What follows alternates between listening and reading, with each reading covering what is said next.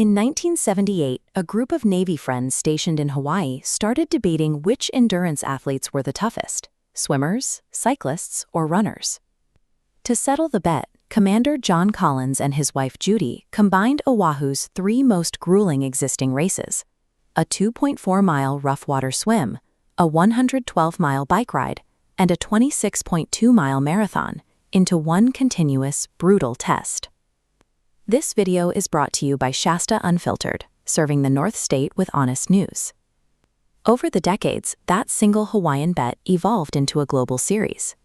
In 2005, organizers introduced a half-distance format to make the challenge slightly more accessible while keeping the physical toll incredibly high. And from August 14th to the 16th, 2026, that half-distance race, the IRONMAN 70.3, arrives in Reading. This chart illustrates the financial scale of what's about to happen.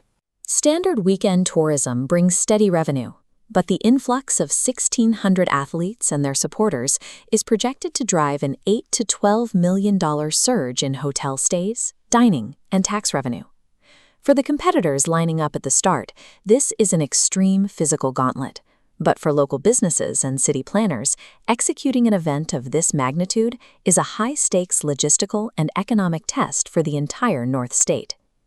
The opening 1.2-mile leg begins at sunrise on the beaches of Whiskeytown Lake. The clear waters at the Oak Bottom Marina provide a quiet, scenic backdrop, but on race morning, that stillness is replaced by the hum of 1,600 athletes checking gear and the rhythmic splashing of warm-up strokes. To prevent 1,600 athletes from trampling each other in the water, race officials a rolling start.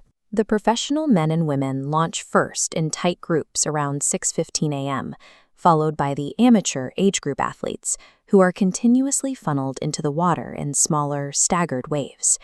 Hitting cold, open water at dawn forces an immediate physiological response. Blood vessels in the extremities constrict, the lungs gasp for air, and a swimmer's heart rate spikes rapidly. They have to actively force their breathing into a rhythm while navigating the churning water around them. Getting out of the water at Oak Bottom is only the first obstacle. Surviving the initial shock of the lake is merely the gateway to conquering the massive geographic footprint of Shasta County. This map shows the sheer scale of the 56-mile bike route. It's a massive point-to-point ride, pushing athletes out of Whiskeytown, down Highway 299, then splintering onto winding rural backroads like Rock Creek and Bear Mountain, far outside city limits. Topographical data reveals a significant anomaly, a nearly 1,000-foot net elevation loss. Compared to a standard level Ironman course, Reading's higher start line creates a gravitational slingshot. This prolonged descent allows competitors to maintain higher speeds with less effort, favoring record-chasing bike splits. Shasta County's rugged topography transforms into a high-speed launch pad. Cyclists tear through these miles, but that sustained speed sets them up for a brutal physical transition as they rack their bikes and hit the pavement on foot. Leaving the isolated rural highways behind, the final 13.1-mile run shifts to the relatively flat, partially shaded paved paths along the Sacramento River Trail. By this stage, muscle glycogen is nearly depleted. The rising mid-morning North State sun will start baking the asphalt as athletes grind their way through a demanding 2-lap pedestrian effort.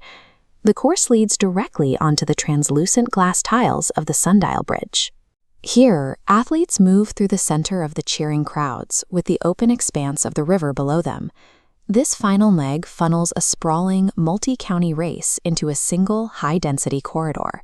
By pulling the athletes through the city's parks and onto the bridge, the course design concentrates thousands of spectators into a shared space, turning the finish into a high-energy civic event for a community that has committed to hosting this race through 2028.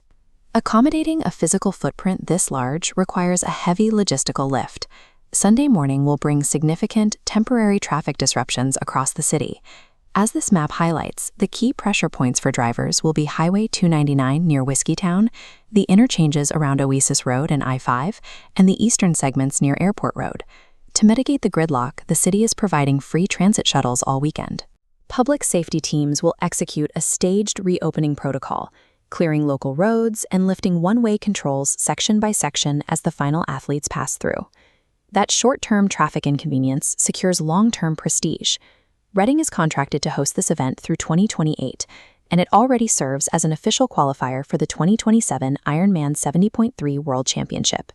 This multi-year commitment places the broader Shasta Cascade landscape, including the towering backdrop of Mount Shasta, on a permanent international stage. For the thousands of exhausted competitors who cross the finish line near the Civic Auditorium to hear the famous words, "You are an Ironman," it is the culmination of months of training. For the city, it proves Reading belongs on the world endurance stage. To help your neighbors prepare for race day traffic, share this video. Drop a like, subscribe to the channel, and scan the QR code on screen, or visit shastaunfiltered.com for all your North State news.